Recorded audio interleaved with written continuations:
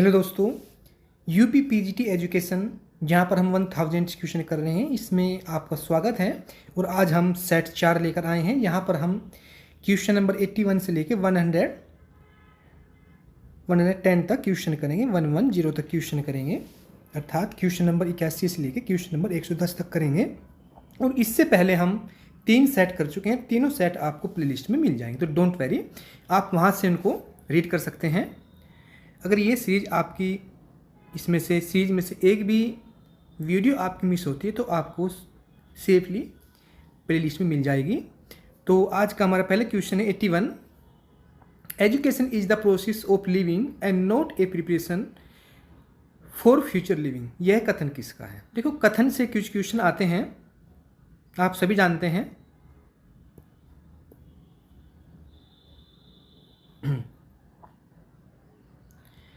तो कथन वाले क्वेश्चन भी आपको मिस नहीं करने हैं। थोड़ा सा इनको अपनी प्रिपेयरिंग में इनको आप एक प्यारा सा नोट्स बना लें जो कथन है, क्योंकि देखो, आप वीडियो को एक बार देख लेते हैं, उसको समझ लेते हैं तो अच्छी बात है।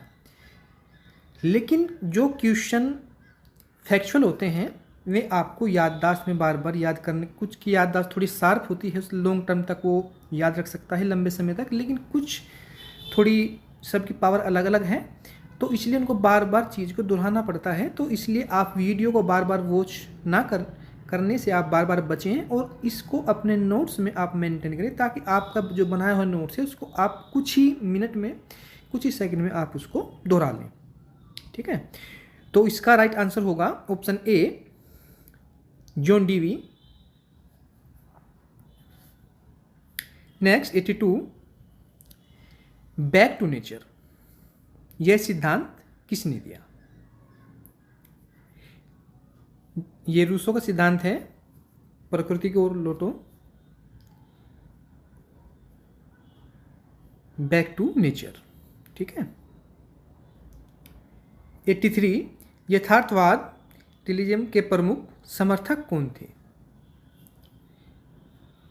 तो भाई एरिस्टोटल है आपका, प्लेटो है, रूसो है, जॉन डीवी है। तो अरिस्टोटल यानी कि अरस्तु यहाँ पर राइट ऑप्शन होगा इसका। यथार्थवाद रियलिज्म। 84, आदर्शवाद के अनुसार शिक्षा का उद्देश्य क्या है? आत्मा का विकास, शरीर का विकास, सामाजिक विकास, आर्थिक विकास। तो यहाँ पर आत्मा का विकास होना चाहिए। हाँ, ओके, आत्मा का विकास ही यहाँ पर। प्रकृतिवाद के अनुसार शिक्षा का केंद्र क्या है? शिक्षक, बालक, समाज, पाठ्यक्रम। बताएं, प्रकृतिवाद के अनुसार शिक्षा का केंद्र क्या है? यहाँ पर बालक, इसका राइट ऑप्शन है। यहाँ पर बालक, इसका राइट ऑप्शन है। और इसके प्रवक्ता में प्रकृतिवाद के रहे, नेचर के रहे प्लेटो। ठीक है। 86, प्रयोगवाद के अनुसार सत्य क्या है? स्थायी, अनुभव से प्राप्त, काल्पनिक या धार्मिक? यह है आपका अनुभव से प्राप्त। नेक्स्ट 87, लर्निंग बाय डूइंग किस शिक्षा दर्शन से संबंधित है? लर्निंग बाय डूइंग, करके सीखना, आइडियलिज्म, नेचुरलिज्म, प्रेगमेटिज्म और रियलिज्म। तो यहाँ पर प्रेगमेटिज्म इसका राइट ऑप्शन होगा सी। 88, शिक्षण प्रक्रिया में सबसे महत्वपूर्ण तत्व कौन सा है? शिक्षण प्रक्रिया में सबसे महत्वपूर्ण तत्व कौन सा है? शिक्षक, विद्यार्थी, पाठ्यक्रम, विद्यालय। तो यहाँ पर आप सभी पता है, जब छात्र ही नहीं होगा, स्टूडेंट ही, विद्यार्थी ही नहीं होगा, तो आप शिक्षित किसको करेंगे? ठीक है, क्योंकि अमूलचूल परिवर्तन किस में होना है? देखो, पाठ्यक्रम हुआ, आपका शिक्षक हुआ, आपकी कक्षा हुई, जो भी सब चीज़ें हैं, लेकिन जिस चीज़ को आप शिक्षित करने जाए, जिसको आप मॉडिफाई करने जाए, जिसमें आप बदलाव करने जा रहे हो, वो क्या है? आपका छात्र है। तो छात्र का जो यहाँ पर क्षेत्र है वो सबसे मेजर है, सबसे इम्पोर्टेंट है।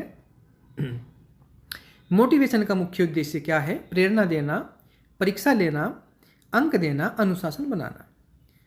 तो मोटिवेशन का अर्थ क्या होता है? प्रेरणा होता है भाई, प्रेरणा देना। ठीक है। स्मृति मेमोरी के कितने चरण होते हैं, कितने स्टेप होते हैं स्मृति के? ये आप सबको पता है, 3 स्टेप होते हैं। स्मृति का पहला चरण कौन सा है? पहला चरण है आपका लर्निंग। क्या भाई आपका स्मृति का पहला चरण क्या है? लर्निंग। 92 व्यक्तित्व के अनुसार सिद्धांत ट्रीट थ्योरी के प्रमुख प्रवर्तक कौन हैं? Gordon, Allport, Sigmund Freud, Jean Piaget और B.F. स्किनर। तो गोवर्धन, अल्पोर्ट यहाँ पर राइट ऑप्शन होगा। नेक्स्ट 93 मनोविश्लेषणवाद, मनोविश्लेषण सिद्धांत किससे संबंधित है? सिगमंड फ्राइड से, स्किनर से, थॉर्नडाइक से, पाइगेट से। तो यहाँ पर सिगमंड फ्राइड से ये संबंधित है मनोविश्लेषणवाद। ठीक है, इनका ही ये सिद्धांत है, बहुत फेमस सिद्धांत है। 94 फ्राइड के अनुसार व्यक्तित्व के कितने भाग होते हैं? 2, 3, 4, 5। इसके भाई 3 भाग होते हैं। कितने होते हैं? व्यक्तित्व के 3 भाग होते हैं। 95 फ्राइड के अनुसार व्यक्तित्व का कौन सा भाग नैतिकता से संबंधित है? ईड, ईगो, सुपर ईगो और कॉन्शियस। बताएं भाई, व्यक्तित्व से संबंधित है भाई, व्यक्तित्व से कौन सा, फ्राइड के अनुसार व्यक्तित्व का कौन सा भाग नैतिकता से संबंधित है? ईड है, ईगो है या सुपर ईगो है? आफ्टर फ्यू सेकेंड आप इसके जवाब देने की कोशिश करें, कमेंट में बताएं। आप थोड़ा वेट कर रहे हैं भाई आपका, क्योंकि ये अपने आप में एक बहुत ही अच्छा क्वेश्चन है। सुपर ईगो, इसका राइट ऑप्शन होगा सुपर ईगो। 96 समूह शिक्षण, ग्रुप टीचिंग का मुख्य उद्देश्य क्या है? सहयोग बढ़ाना, परीक्षा लेना, अनुशासन बनाना, अंक देना। तो भाई देखो, ग्रुप में कार्य क्यों कराया जाता है? ग्रुप का मेन पर्पज होता है आपकी सहयोग की भावना। जो आपसे कोई मैच भी कराया जाता है, कोई खेल खिलवाया जाता है आपसे, वो ग्रुप में होता है। उसमें 2 से ज़्यादा ही व्यक्ति होते हैं, कोई भी गेम क्यों ना हो, तो उससे आप एक ग्रुप में एक आपका ऐसे साथियों को सहयोग बनता है, उसमें क्रिएट होता है। आप समाजता की भावना बढ़ती है, समाज के बारे में जानने के लिए मिलते हैं, अलग अलग विचार सबके मिलते हैं, सब बच्चों के अलग अलग संस्कृति मिलती है। ठीक है, तो ये सब कुछ ग्रुप में ही संभव है, अलग अलग सब पे अलग अलग ज्ञान मिलता है। तो इसका ऑप्शन ए सही होगा, सहयोग बढ़ाने के लिए। 97 करिकुलम प्लानिंग यानी कि पाठ्यक्रम, पाठ्यक्रम में आपका प्लानिंग का मुख्य आधार क्या है? समाज की आवश्यकता, शिक्षक की इच्छा, विद्यालय की इच्छा, परीक्षा प्रणाली। समाज की आवश्यकता, देखो समाज के अनुसार ही हर बार क्या किया जाता है कि जो करिकुलम में जो बदलाव होता है, उस समाज को देखते कि अब जो समाज न्यू बच्चे एडमिशन ले रहे हैं, जिस कक्षा के लिए पाठ्यक्रम में चेंजिंग करनी है, उसके अनुसार, उसी जनरेशन के अनुसार, उसकी बच्चे की थिंकिंग को समझते हुए उसको, उस कॉन्सेप्ट को ईजी करने के लिए उसमें मॉडिफिकेशन किया जाता है। और ये नहीं कि हर साल ही चेंजिंग होती है। जब समय की अधिक मांग होती है, लगता है कि पाठ्यक्रम में अब बदलाव करना जरूरी है, तो उस समय पाठ्यक्रम को, करिकुलम को मॉडिफाई किया जाता है। ठीक है, समय के अनुसार। 98 एवोल्यूशन का मुख्य उद्देश्य क्या है? ये भाई आपका मूल्यांकन है। एवोल्यूशन शिक्षा की गुणवत्ता सुधारना, केवल परीक्षा लेना, केवल अंक देना, चयन करना। इसका क्या है? ये एक बाद का बिल्कुल स्टेप है, क्योंकि भाई देखो, आप सपोज करो, देखो यहाँ पर ऑप्शन तो इसका ये होगा, लेकिन मैं इसके बारे में आपको बता रहा हूँ। अगर ये ऑप्शन ना होता, थोड़ा ये ब्रॉड है इस वजह से इसको लगाया गया, लेकिन फिर आपका ऑप्शन ये होता। और ये क्यों होता? क्योंकि देखो, एवोल्यूशन मूल्यांकन का मेन उद्देश्य क्या होता है? सपोज करो आप किसी परीक्षा में बैठ रहे हैं, आपने परीक्षा उत्तीर्ण कर ली, उत्तीर्ण करने के बाद क्या हो, आपको वो जिस जॉब के लिए आपने अप्लाई किया था और आपने परीक्षा उत्तीर्ण की है, आपने पास की, आपको वहाँ पर जॉब मिल जाएगी, नौकरी मिल जाएगी। तो ये चयन करना ही इसका उद्देश्य था कि भाई आपको, आपने पेपर इस प्रकार से डिजाइन किया ताकि आपको उस सीट के लिए योग्य व्यक्ति मिल जाए। एलिजिबिलिटी जो क्राइटेरिया है आपका, एलिजिबिलिटी का जो क्राइटेरिया है, जो योग्यता क्राइटेरिया है, वो फुलफिल हो जाए, ठीक है। लेकिन शिक्षा की गुणवत्ता सुधारना, अब ये थोड़ा ब्रॉड क्यों हो गया? देखो, शिक्षा के उद्देश्य में, गुणवत्ता में देखो सुधार कब होगा? जब योग्य अध्यापक होंगे, जब उसका चयन प्रक्रिया में अच्छा टेस्ट का निर्माण कराया जाएगा, अच्छे पेपर का निर्माण कराया जाएगा, उसमें हर प्रकार के क्वेश्चन सम्मिलित होंगे, ठीक है, और उसको क्लियर करके जो व्यक्ति आएगा तो ही तो गुणवत्ता में सुधार होगा। तो ये थोड़ा ब्रॉड इसका ऑप्शनल है, अल्टरनेटिव है, तो इसलिए यहाँ पर ये चुना गया। अगर ये नहीं होता तो डेफिनेटली आपका ये ऑप्शन होता, चयन करना। ओके, लेकिन ये इससे संकुचित है। 99, गाइडेंस का सबसे महत्वपूर्ण क्षेत्र कौन सा है? गाइडेंस, सलाह, जिसको हिंदी में पाठ भी कहते हैं, पाठ अर्थात सहयोग, शैक्षिक मार्गदर्शन, व्यवसायिक मार्गदर्शन, व्यक्तिगत मार्गदर्शन, सभी। तो यहाँ पर देखो, यहाँ किसी एक को न लेते हुए यहाँ पर आपने सभी को लिया। सभी क्यों लिया? क्योंकि देखो शैक्षिक मार्गदर्शन भी इसका, क्योंकि आपने जो गाइडेंस लिया, ये जरूरी नहीं कि गाइडेंस आपको शिक्षा के क्षेत्र में मिलता है। यहाँ तो आपको शिक्षा के क्षेत्र में मिल गया, लेकिन ये जरूरी नहीं है कि गाइडेंस आपने केवल शिक्षा के क्षेत्र में लिया है। आप कोई व्यवसाय कर रहे हैं, कोई बिजनेस कर रहे हैं, वहाँ पर भी आपने किसी से गाइडेंस लिया, तो ये भी इसके अंदर शामिल है। व्यक्तिगत मार्गदर्शन, अगर आप कुछ नहीं कर रहे लेकिन आपने अपने जीवन को, अपनी दैनिक दिनचर्या को अच्छी प्रकार से सुचारू रूप से चलाने के लिए आपने किसी से कोई सलाह ली, तो ये सब कुछ इसके अंदर इंक्लूडेड, सभी के अंदर, ऑल के अंदर, ठीक है। नेक्स्ट 100 विद्यालय का मुख्य कार्य क्या है? ज्ञान देना, चलो ये तो मानते में है, ये भी। सामाजिक विकास, ये तो है। चरित्र निर्माण, ये भी है। तो यहाँ पर भी सभी राइट ऑप्शन होगा, क्योंकि अगर एक ऑप्शन को हम चूज करेंगे तो उसका वो नैरो, संकुचित क्षेत्र होगा, नैरो फील्ड होगा, तो इसलिए हमने ऑल को चूज किया। 101, भारत में आधुनिक शिक्षा की शुरुआत किसके शासन में हुई? मुगल शासन में, ब्रिटिश शासन में, मराठा शासन में, गुप्त काल में। आप सभी को पता है ब्रिटिश शासन में, अंग्रेजों के शासनकाल में शिक्षा अपने चरम पर थी, तो यहाँ पर ये इसका राइट ऑप्शन है। आज हम अंग्रेजी सीख रहे हैं, ठीक है, कुछ अन्य सभी, लगभग सभी सब्जेक्ट में जब उसका क्षेत्र थोड़ा बड़ा हो जाता है, ब्रॉड हो जाता है, तो उसमें भी हम ज़्यादा नहीं तो कम से कम 10 या 15% तो इंग्लिश के वर्डों का यूज करते हैं, क्योंकि इंग्लिश में चीज़ों को समझना थोड़ा ईजिएस्ट पड़ता है, आसान पड़ता है। तो ये सब कुछ देन किसकी है? ये अंग्रेजों की देन रही, ठीक है, शिक्षा के क्षेत्र में।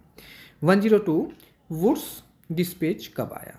वुड का घोषणा पत्र 1835, 1854 और 1882 और 1904। तो 1854 में, 1854 में ये आया वुड डिस्पैच, वुड का घोषणा पत्र। हंटर कमीशन किस वर्ष आया? देखो ये फैक्चुअल क्वेश्चन, ये आपको याद करने ही होंगे। इनको आप एक नोटबुक में या एक पेपर पर नोट कर कर, जहाँ पर आप मोस्टली काम करते हैं, अगर आप लेडीज हैं किचन में काम करते हो, वहाँ पर उसको चस्पा कर लें, उसको पेस्ट कर लें, ताकि आप बार बार इसमें नजर पड़े आपके, और बार बार आपके दिमाग में ये बात सेट हो जाए कि भाई वुड डिस्पैच कब आया था, हंटर कमीशन कब आया था, विश्वविद्यालय आयोग कब बना, इसके अध्यक्ष कौन थे, ठीक है। हंटर कमीशन किस वर्ष बना? ये बना 1882, 1882 में। 104, सैडलर कमीशन किस वर्ष बना? सैडलर कमीशन किस वर्ष बना? 1917, 1920, 1937 और 1944। तो 1917 में ये कमीशन बना, सैडलर कमीशन। बेसिक एजुकेशन का दूसरा नाम क्या है? Wardha scheme, modern education, higher education, primary education. इसका दूसरा नाम क्या है? वर्धा स्कीम। और ये किसके द्वारा चले गए भाई? महात्मा गांधी। महात्मा गांधी इसके फाउंडर रहे बेसिक एजुकेशन के। वर्धा स्कीम किस वर्ष शुरू हुई? 1937, 1944, 1950, 1964। तो ये 1937 में शुरू हुई, इसको लागू किया गया 1937 में। यूनिवर्सिटी ग्रांट कमीशन की स्थापना कब हुई या किस वर्ष हुई? 1948, 1953, 1964, 1976। 1953 में इसकी शुरुआत हुई, उसकी स्थापना हुई। ठीक है, शुरुआत नहीं भी स्थापना हुई। ठीक, 108 NCERT की स्थापना कब हुई? 1953, 1961, 1964, 1970। तो ये 1961 में इसकी स्थापना हुई NCERT की। 109 भारत की पहली राष्ट्रीय शिक्षा नीति कब आई?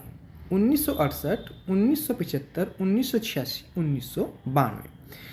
तो भारत की पहले राष्ट्रीय शिक्षा नीति कब आई? ये 1968 में आई, 1968। नेशनल एजुकेशन पॉलिसी 2020 किस देश की नीति है?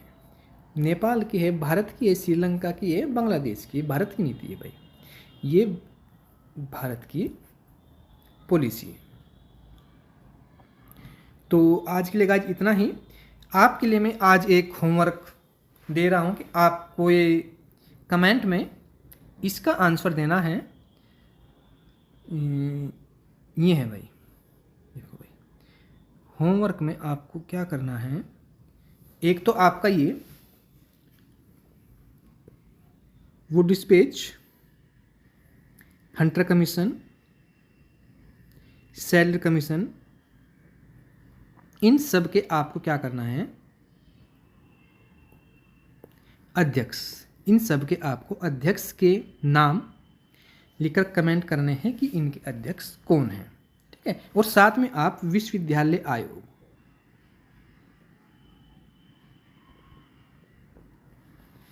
विश्वविद्यालय आयोग इसके अध्यक्ष भी आपको मेंशन करने हैं, और ये कब बना, और ये बताना है कब बना,